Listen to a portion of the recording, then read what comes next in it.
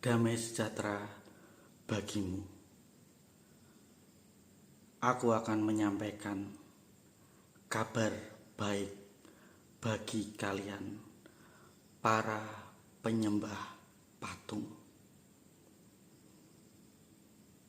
Tuhan Yesus akan murkanya turun atas patung-patung buatan manusia. Patung-patung itu akan dihancurkan oleh Tuhan Yesus. Patung-patung buatan manusia, patung-patung pahatan. Tuhan Yesus sangat murka terhadap patung-patung ilah-ilah lain, berhala-berhala, karena patung adalah simbol dari berhala. Patung adalah melanggar perintah Allah tentang ilah lain. Maka di akhir zaman ini, patung apapun itu akan dihancurkan, dirobohkan, diluluhlantahkan oleh Tuhan Yesus. Karena Tuhan Yesus tidak pernah mengajarkan untuk menyembah patung, berdoa di depan patung, bahkan mencium patung. Tuhan Yesus tidak pernah ajarkan hal itu. Itu adalah ajaran tentang tradisi Vatikan, meneruskan agama Sumeria, Mesir kuno, penyembahan dewa-dewa Baal, Baphomet. Mereka meneruskan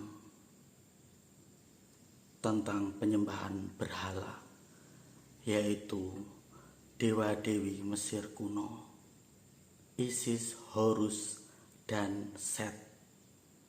Makanya patung-patung Mesir kuno itu diganti dengan patung Yesus, patung Maria.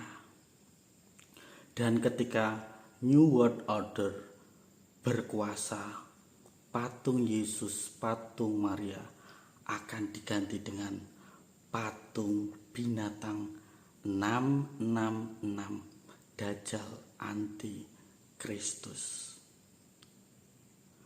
Dan di akhir zaman ini, semua rumah, semua tempat ibadah yang ada patungnya, bahkan patung Yesus, patung Maria akan dirobohkan sendiri oleh Tuhan Yesus karena melanggar perintah Allah.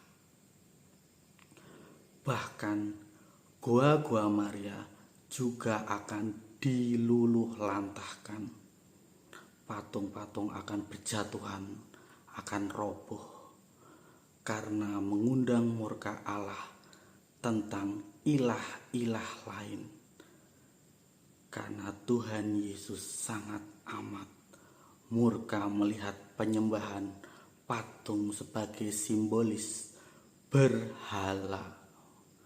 Untuk itu persiapkanlah diri kalian, para penyembah patung, untuk menerima murkanya yang sangat amat merah di hadapannya.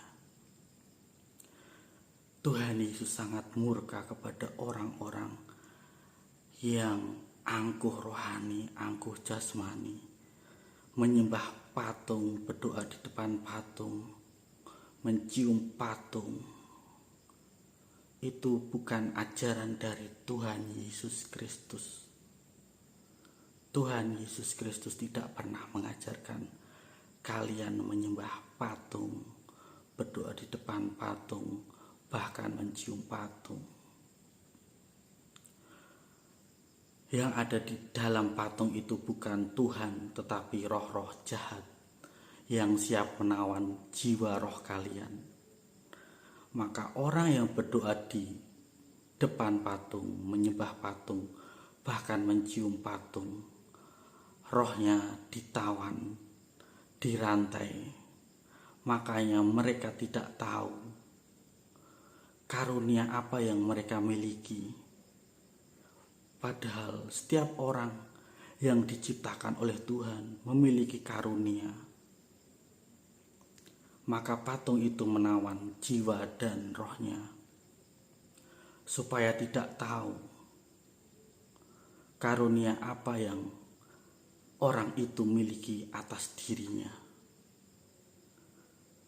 Karunia itu diberikan oleh Tuhan Yesus cuma-cuma kepada setiap orang yang memiliki kerendahan hati, bukan orang-orang penyembah patung.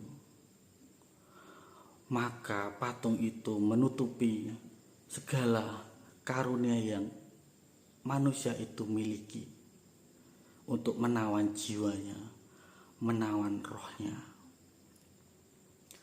supaya manusia itu tahu apa yang karunia dari Tuhan Yesus berikan kepada manusia itu. Maka hancurkanlah patung itu, bakar patung itu, buang itu ke tempat sampah, ke laut. Tetapi efeknya awalnya manusia itu akan merasa badannya panas, karena roh-roh jahat itu